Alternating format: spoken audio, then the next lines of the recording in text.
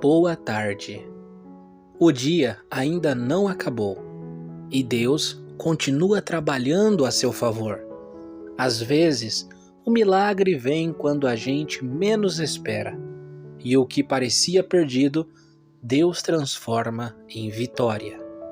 Não desista, não murmure, apenas confie.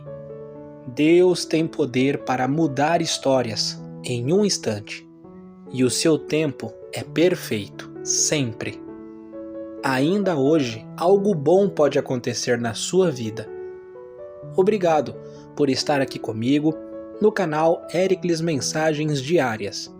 Curta essa mensagem, compartilhe com alguém que precisa ouvir e se inscreva no canal para receber palavras de fé todos os dias.